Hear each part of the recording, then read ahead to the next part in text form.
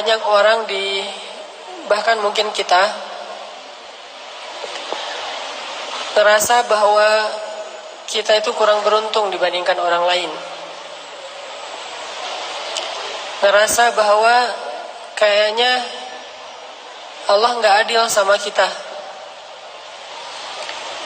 Karena kita melihat orang lain mendapatkan banyak nikmat, sedangkan kita enggak. Kita ngerasa kayak orang yang paling dicurangin dalam hidup oleh Allah Subhanahu wa taala. Kita ngerasa kayaknya orang yang paling sengsara di antara semua manusia. Ketika kita membandingkan hidup kita dengan hidup orang lain. Kalau kita pernah ngerasa kayak gitu, gara-gara kita sedang diuji oleh Allah dengan satu masalah, pasti kita berarti belum mengenal Allah Subhanahu wa taala. Ada orang yang diuji mungkin dengan ujian fisik. Dan kadang-kadang itu bukan ujian sebetulnya. Dia aja yang tidak mampu bersyukur atas nikmat fisik yang Allah berikan. Dia ngerasa warna kulitnya adalah ujian. Kayak saya gitu. Alhamdulillah ini mah bukan hitam, eksotis. Ada orang yang ngerasa jenis rambutnya adalah ujian. Ada orang yang ngerasa tinggi badannya adalah ujian. Ada orang yang ngerasa bentuk hidungnya adalah ujian. Ada orang yang ngerasa gemuk dan kurusnya adalah ujian. Ada orang yang bahkan ngerasa nasab keturunan adalah ujian. Sehingga bagi dia menjadi orang yang paling tidak beruntung karena diberikan fisik yang menurut dia tidak ideal. Ini pasti orang gak kenal Allah Subhanahu wa ta'ala. Kalau dia kenal Allah Subhanahu wa ta'ala, maka dia akan melihat sebaliknya. Kalau dia kenal Allah Subhanahu wa ta'ala, alih-alih dia mengeluhkan nikmat, justru dia makin bersyukur kepada Allah. Ada juga orang yang merasa dirinya paling menderita karena melihat dirinya orang yang paling tidak beruntung dalam urusan harta. Dia menilai orang lain lebih beruntung karena gajinya lebih besar, karena diberikan nafkah oleh suaminya lebih banyak, karena kendaraannya lebih baik, karena rumahnya lebih luas, karena tempat kerjanya itu lebih bergengsi, karena titel dan gelar-gelarnya itu lebih tinggi, sehingga dia merasa karena hartanya terbatas menjadi orang yang paling sengsara di muka bumi. Ini juga orang yang gak kenal sama Allah. Atau ada juga yang ngerasa dirinya tuh paling menderita karena masih jomblo. Dia cemburu kepada temannya yang nikah. Bahkan dia cemburu kepada temannya yang baru putus. Lo masih mending ngerasain gimana putus. Dah gua jadi juga gak pernah katanya. Jadian juga gak pernah, apalagi putus. Ada banyak banget hal yang dikeluhkan oleh manusia untuk dia ngerasa pantas menyebut dirinya itu sebagai orang yang paling sengsara.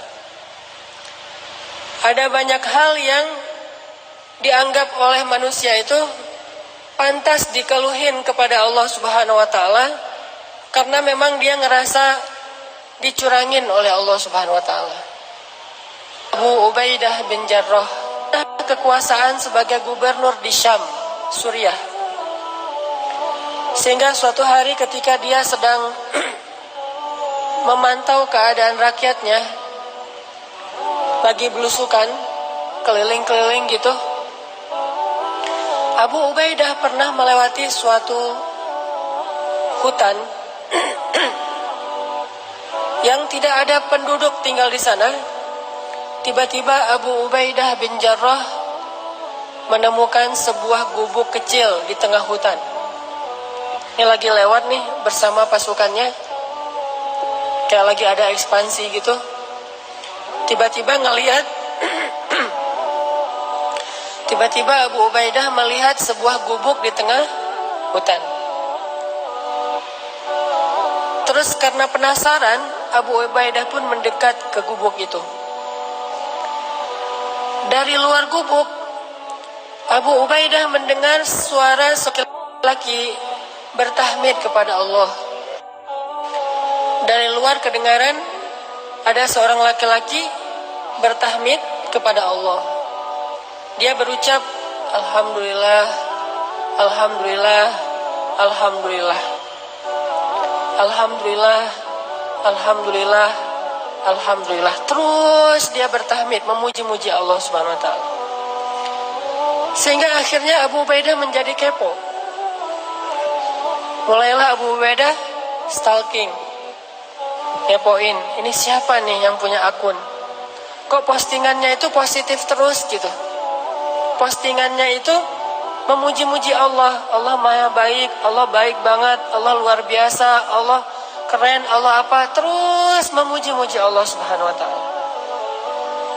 Terus begitu.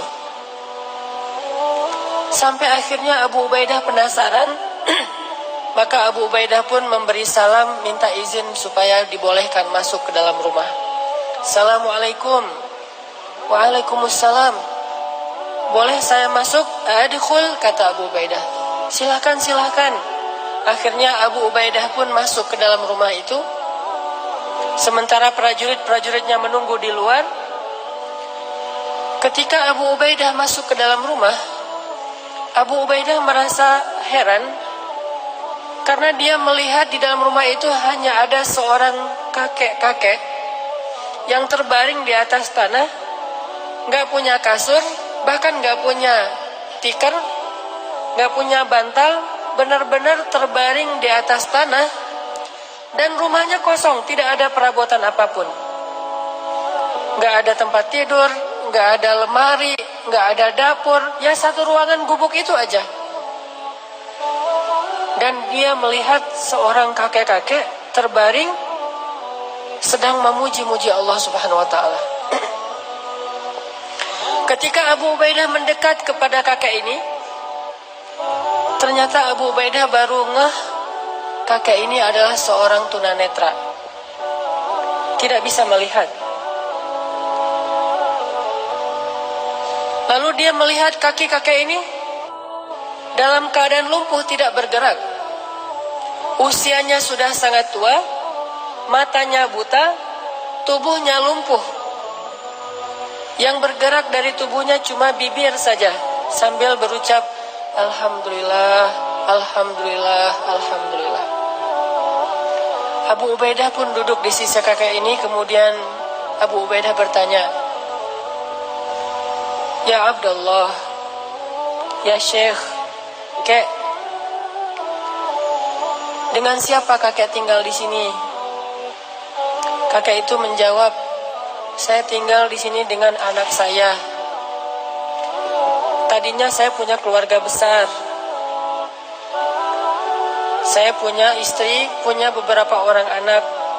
Tapi istri saya sudah meninggal, anak-anak saya sudah meninggal, cuma tinggal satu orang. Terus kakek kenapa tidur di sini? Kata kakek itu, saya lumpuh dan saya tidak bisa melihat. Tapi Allah maha baik, kata kakek ini. Abu Ubaidah makin penasaran. Orang miskin, sebatang kara, lumpuh, udah tua, nggak bisa ngelihat, nggak punya siapa-siapa kecuali anaknya satu-satunya.